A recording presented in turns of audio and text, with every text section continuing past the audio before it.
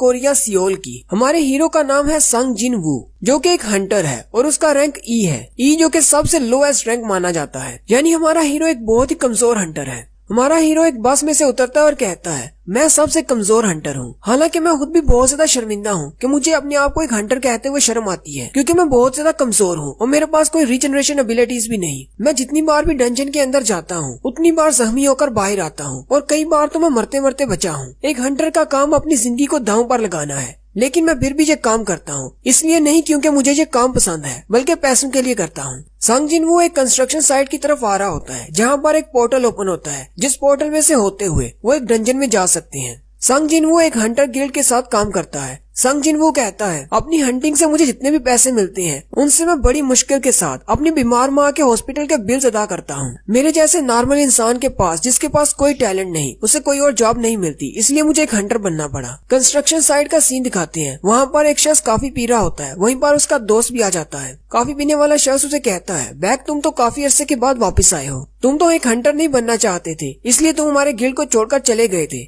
बाक उसे कहता है, असल में मेरी बीवी प्रेग्नेंट है, हमारे यहाँ दूसरा बेटा होने वाला है, इसलिए मुझे पैसों की जरूरत थी। उसका दोस्त उसे कहता है, ज्यादा पैसे कमाने के लिए एक डंजन के अंदर जाकर हंटिंग करने से ज्यादा आसान काम और कोई भी नहीं। बाक उसे कहता है, लेकिन मैं बहुत ज्यादा परेशान हूँ, क्योंकि मैं काफी अरसे से डंजन के अंदर नहीं गया, पता नहीं मेरे स्किल्स काम करेंगे भी या नहीं, कहीं मैं सबसे पीछे न रह जाऊँ। उसी वक्त काफी वाला शख्स पीछे की तरफ देखता है तो संग जिन वो आ रहा होता है। वो उसे कहता है, तुम्हारा शुक्रिया आने के लिए। जबकि बाकी के सारे हंटर भी संग जिन वो को देखकर बहुत ज्यादा खुश होते हैं और उसे कहते हैं, तुम तो वाकई में आज भी आ गए, तुम तो बहुत ही अच्छे लड़के हो। कॉफी वाला शख्स संग जिन वो से कहता है, क्या तुमने खाना खाया? संग जिन वो से कहता है, हाँ मैंने खा लिया, मेरे बारे में इतनी फिक्र करने के लिए आपका शुक्रिया। बाक उस शख्स से पूछता है, ये लड़का कौन है? क्या ये बहुत ही एक्सपीरियंस हंटर है जो सारे लोग इसको देखकर बहुत ज्यादा खुश है? वो शख्स हंसना शुरू हो जाता है। बाक से कहता है, तुम्हें नहीं पता, क्योंकि तुम जब छोड़कर गए थे तभी ये लड़का यहाँ पर आया था। इसका निकनेम तुम्हें बताऊं तो तुम भी हंसना शुरू कर दोगे। इसका निकनेम ये है, दुनिया का सबसे कमजोर हंटर, क्योंकि ये यहाँ पर जितने भी हंटर्स हैं उनमें से सबसे ज्यादा कमजोर है।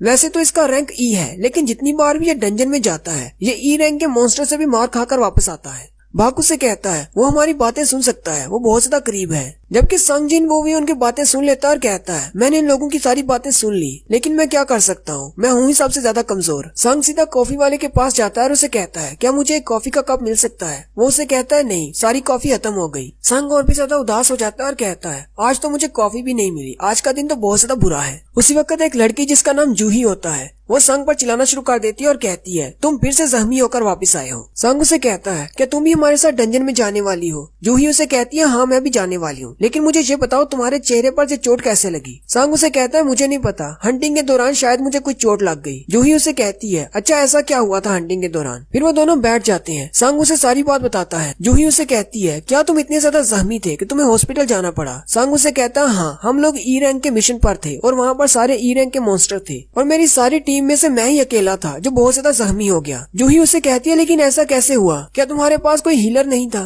संग उसे कहता है, नहीं, असल में मेरी टीम में सारे ही मुझसे ज्यादा रैंक वाले थे, इसलिए उन्होंने अपने साथ कोई हीलर रखा ही नहीं। जूही उसे कहती है, लेकिन फिर भी उन्हें अपने पास एक हीलर तो रखना ही चाहिए। संग उसे कहता है, कोई बात नहीं, असल में वो लोग ज्यादा स्ट्रॉन्ग नहीं है, मैं ही बहुत ज्यादा कमजोर हूँ। फिर संग खड़ा हो जाता है और जूही से कहता है, मुझे लगता है कि सारी टीम डंजन के अंदर जाने वाली है, चलो हम लोग भी चलते हैं। वो सारे लोग उस पोर्टल के सामने इकट्ठे हो जाते हैं। उनकी टीम को जो शख्स लीड कर रहा होता है उसका नाम मिस्टर सॉन्ग होता है। मिस्टर सॉन्ग उनसे कहते हैं, मुझे नहीं पता कि मुझे ये सब कुछ कहना चाहिए या नहीं, मैं पता नहीं क्वालिफाइड भी हूँ या नहीं, लेकिन इस रेड के लिए मैं तुम्हारा कैप्टन हूँ। एक लीडर की तरह मैं तुम्हारी टीम को लीड करूंगा, तुम सब लोगों को मेरी बात मानना होगी। कॉफी वाला शख्स उसे कहता है, मिस्टर सॉन्ग, आपका रैंक हम सब में से ज्यादा हाई है, इसलिए आप हमारे लीडर बन सकते हैं, हमें इससे कोई मसला नहीं। बाकी के सारे लोग भी बात मान जाते हैं और कहते हैं, ठीक है, आप ही हमारे लीडर हैं। संग जिन वो भी हंसते हुए मिस्टर सॉन्ग से कहता है, डंजन में हमारा भी ख्याल रखिएगा। मिस्टर सॉन्ग उन सब से कहते हैं, चलो फिर सब लोग अंदर चलते हैं। और साथ ही वो संग जिन वो से कहते हैं, प्लीज इस बार जख्मी मत होना, बस हमारे पीछे पीछे रहना।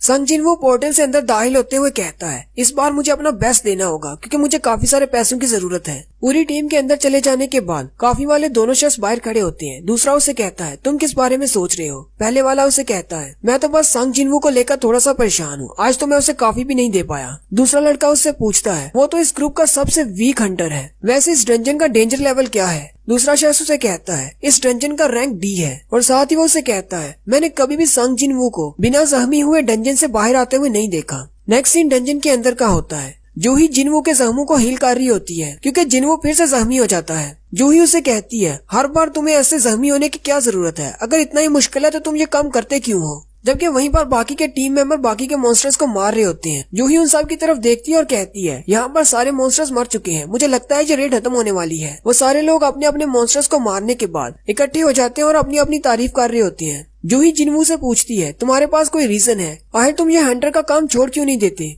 जिनवू हंसते हुए उससे कहता है मैं सिर्फ मजे के लिए ये काम करता हूँ, अगर मैं ऐसा ना करूँ तो मैं तो बोर होकर मर जाऊंगा। हालांकि अंदर से वो ये सोच रहा होता है अब मैं जूही को अपनी पर्सनल रीजंस तो नहीं बता सकता वरना मैं और भी ज्यादा शर्मिंदा हो जाऊंगा। जूही चिल्लाकर उसे कहती है अब जल्दी से हंसना बंद करो वरना तुम्हारे जख्म फिर से खुल जाएंगे। मिस्टर सॉन्ग के हाथ में एक मैजिकल कोर होती है। जब भी वो एक मॉन्स्टर को मारते हैं तो उसके अंदर से एक मैजिकल कोर निकलती है। हालांकि सी रैंक के मॉन्स्टर को मारने पर भी उसके अंदर से जो मैजिकल कोर मिलती है वो भी हजारों में बिकती है, लेकिन जिनवू के लिए सी रैंक के मॉन्स्टर को मारना बहुत ज्यादा मुश्किल है। जिनवू के हाथ में एक ई रैंक की कोर होती है। जिनवू कहता है इतने ज्यादा जख्मी होने के बाद मुझे सिर्फ एक ई रैंक की कोर मिली है जिसके मुझे ज्यादा पैसे नहीं मिलेंगे। हर रोज मैं अपनी जान खतरे में डालकर सिर्फ एक ऐसी कोर हासिल करता हूँ, ये तो बहुत ही कम है। उसी वक्त उनका एक टीम मेंबर उनसे कहता है यहाँ पर आओ, यहाँ पर एक और रास्ता है, डंजन के अंदर एक और रास्ता है। वो सारे उस रास्ते के सामने जाकर खड़े हो जाते हैं। मिस्टर सॉन्ग उनसे कहती हैं ये तो डबल लेयर डंजन है, मैंने इसके बारे में सुना था, आज पहली बार देख रहा हूँ। मिस्टर सॉन्ग अपने हाथ पर एक फायर बॉल बनाते हैं और उसे उस केव के अंदर फेंकते हैं जिससे रोशनी होती है और वो केव काफी ज्यादा लंबी होती है। मिस्टर सॉन्ग सारी टीम से कहते हैं मेरी बात सुनो, अभी तक इस डंजन का दरवाजा बंद नहीं हुआ, इसका मतलब डंजन का बॉस अभी जिंदा है और मुझे लगता है शायद बॉस इस केव के अंदर है। वैसे तो हमें अपने गिल्ड वालों से राब्ता करना चाहिए और उनके ऑर्डर्स का वेट करना चाहिए, लेकिन अगर दूसरे हाई रैंक के हंटर्स यहाँ पर आ गए तो हमें तो बहुत ज्यादा नुकसान हो जाएगा। क्यों ना हम लोग खुद ही जाकर उस बॉस को मार दें। मुझे पता है कि ये मिशन बहुत ज्यादा डेंजरस होने वाला है, तो क्यों ना हम लोग वोट करें। वोट्स में जो भी रिजल्ट निकलेगा उसके बाद कोई भी कंप्लेन नहीं करेगा। अगर वापस जाना हुआ तो वापस जाएंगे, अगर अंदर जाना हुआ तो अंदर जाएंगे। काफी सारे लोग अंदर जाने का कहते हैं जबकि कुछ लोग वापस जाने का कहते हैं। उनकी टीम में टोटल 17 लोग होते हैं, 16 में से 8 कहते हैं हमें अंदर जाना है जबकि 8 कहते हैं हमें बाहर जाना है। बाहर जाने वालों में जूही भी शामिल होती है, वो भी कहती है कि मुझे अंदर नहीं जाना। सबसे लास्ट पर जिनवू बच जाता है। मिस्टर सॉन्ग जिनवू से कहते हैं अब तुम बताओ हमें किस तरफ जाना है, तुम्हारे वोट पर डिपेंड करेगा हमें बाहर जाना है या अंदर जाना है। सॉन्ग के हाथ में उसका एक ही मैजिकल कोर होता है। सॉन्ग कहता है मेरे पास ज्यादा पैसे नहीं है और बहुत ही जल्दी मुझे अपनी बहन को कॉलेज में दाखिल करवाना है और मेरी बीमार माँ के हॉस्पिटल के बिल्स भी बढ़ते जा रहे हैं। जिनवू उनसे कहता है मैंने फैसला कर लिया, हम लोग अंदर जाएंगे और बॉस को मारेंगे। फिर वो सारे लोग उस केव के अंदर चले जाते हैं। काफी देर चलने के बाद वो कहती हैं यहाँ पर तो रास्ता खत्म ही नहीं हो रहा, काफी देर से हम लोग चल रहे हैं। वो आपस में बातें कर रहे होते हैं और कहती हैं एक बॉस को मारने के बाद 1 ही घंटे के बाद पोर्टल बंद हो जाता है और हमें यहाँ पर चलते हुए 40 मिनट हो गए हैं। अगर हम बॉस को मार भी देते हैं तो हमारे पास बाहर निकलने के लिए ज्यादा वक्त नहीं बचेगा। जिनवू जूही से कहता है मुझे माफ कर देना, मेरी वजह से तुम्हें यहाँ पर आना पड़ा, अगर मैं यहाँ पर आने के लिए वोट नहीं करता तो हम सब लोग बाहर चले जाते। जूही उसे कहती है तुम्हें परेशान होने की जरूरत नहीं, मैं बिल्कुल ठीक हूँ। जिनवू उसे कहता है क्या तुम वाकई में ठीक हो।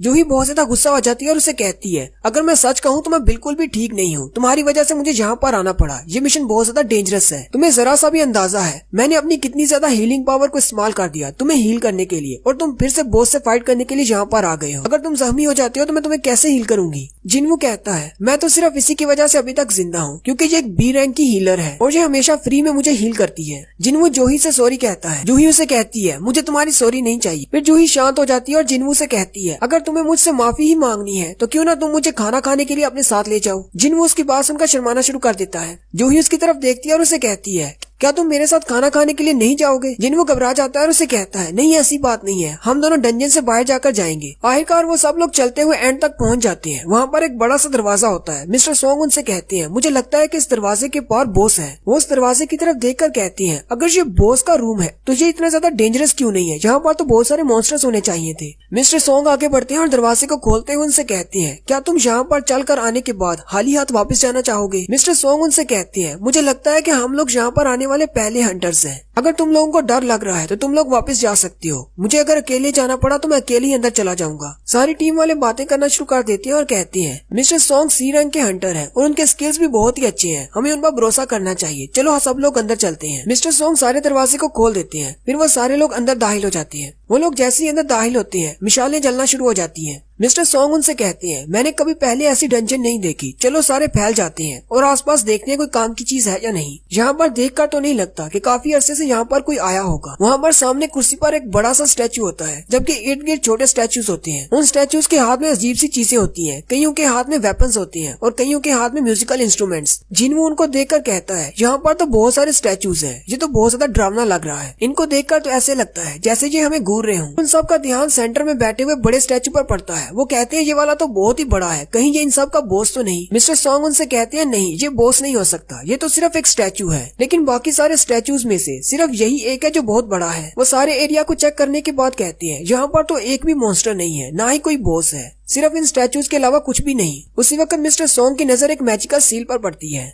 मिस्टर सॉन्ग उस मैजिकल सील को भी देख रही होती हैं कि उनकी टीम का एक बंदा उनसे कहता है, मिस्टर सॉन्ग जहाँ पर आए, इस स्टैचू पर कुछ लिखा हुआ है। वो सारे लोग उस स्टैचू के सामने जाकर खड़े हो जाते हैं। उस स्टैचू के ऊपर कुछ लिखा होता है। मिस्टर सॉन्ग उसको पढ़ना शुरू करते हैं। उसके ऊपर हेडिंग में लिखा होता है कार्थीनोन टेम्पल्स कमेंडमेंट्स। वहाँ पर टोटल 3 कमेंडमेंट्स होती है। सबसे पहली होती है लॉर्ड की पूजा करो, दूसरी होती है लॉर्ड की तारीफ करो और तीसरी कमांडमेंट होती है कि अपनी वफादारी को साबित करो। उसी वक्त जूही जिनवू से कहती है, उस तरफ देखो, वो बड़े वाले बॉस की आंखें हिल रही हैं। मुझे लगता है शायद वो हमारी तरफ ही देख रहा है। जिनवू से कहता है, तुम्हें बस कोई वहम हो गया है, वो सिर्फ एक स्टैचू है। उसी वक्त जिनवू को कुछ महसूस होता है। जिनवू कहता है, अचानक मुझे डर क्यों महसूस हो रहा है। मिस्टर सॉन्ग जो कि अभी भी वो पढ़ रहे होते हैं, वो कहते हैं इन कमेंडमेंट्स के नीचे लिखा हुआ है अगर कोई इन तीनों कमेंडमेंट्स को फॉलो नहीं करेगा तो वो इस कमरे से जिंदा बाहर नहीं निकल पाएगा। और साथ ही दरवाजा बंद हो जाता है। दरवाजे के बंद होते ही सारी टीम घबरा जाती है और कहते हैं, अब हम लोग क्या करेंगे, दरवाजा तो बंद हो गया, हम लोग बाहर नहीं जा सकते। उनमें से एक बंदा कहता है, तुम सब लोग तो बस ऐसी बकवास कर रहे हो, ये तो कुछ भी नहीं, मैं अभी जाकर दरवाजा खोलता हूँ और बाहर जाता हूँ। बॉस का खजाना या जो कुछ भी है वो तुम लोग रख सकते हो, मैं वापस जा रहा हूँ। वो जैसे ही जाकर दरवाजे को हाथ लगाता है, मिस्टर सॉन्ग चिल्लाकर उसे कहते हैं, दरवाजे के हैंडल से दूर रहो। उसी वक्त एक स्टैचू हिलता है और उसके हाथ में एक बड़ा सा कुल्हाड़ा होता है। वो उस शख्स को मार देता है और उसे मारने के बाद वो स्टैचू फिर से अपनी जगह पर खड़ा हो जाता है। अपनी टीम के एक बंदे के मरने के बाद